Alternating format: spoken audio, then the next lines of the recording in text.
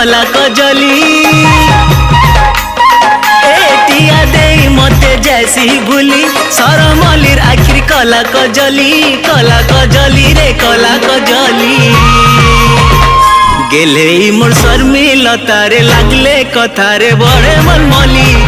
देखी करी जानी पकाली गेले मोर शर्मिला तारे लागले कथारे बड़े मलमली देखी करी जानी पकाली दिन बात थे जाओ छबितीरे दिन बात थे जाओ छबितीरे के लगने के बीरती कली गेले मोर शर्मिला तारे लागले कथारे बड़े मलमली देखी करी जानी पकाली गेले मोर शर्मिला तारे लागले कथारे बड़े मलमली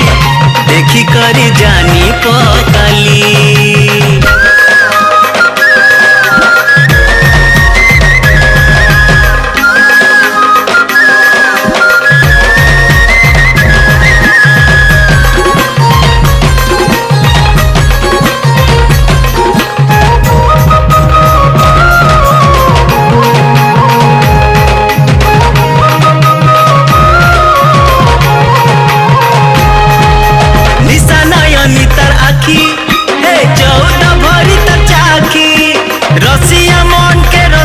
ठकुचे दौचे लुकी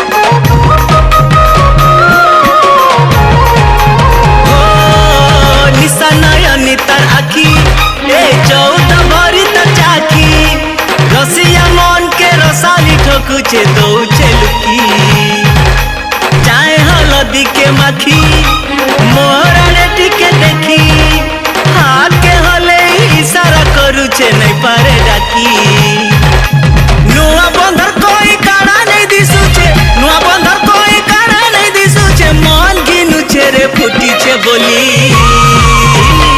गेले मोर शर्मिला तारे लागले कथारे बड़े मलमली देखी करी जानी पकाली गेले मोर शर्मिला तारे लागले कथारे बड़े मलमली देखी करी जानी पकाली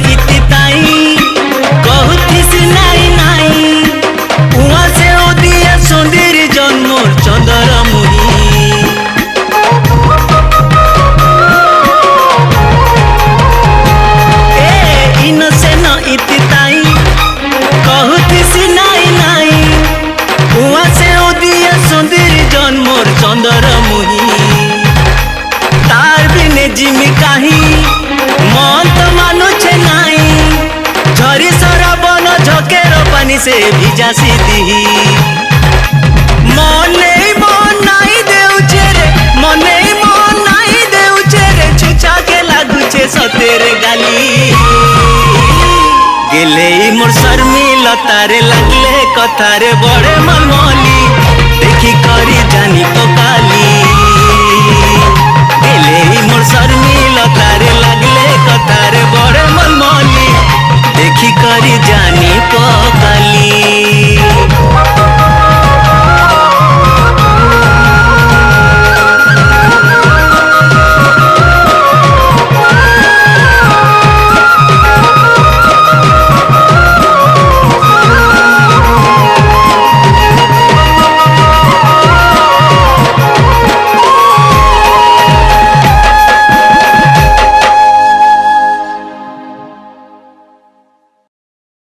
गेले मोर शर्मिला तारे लागले कथारे बड़े मलमली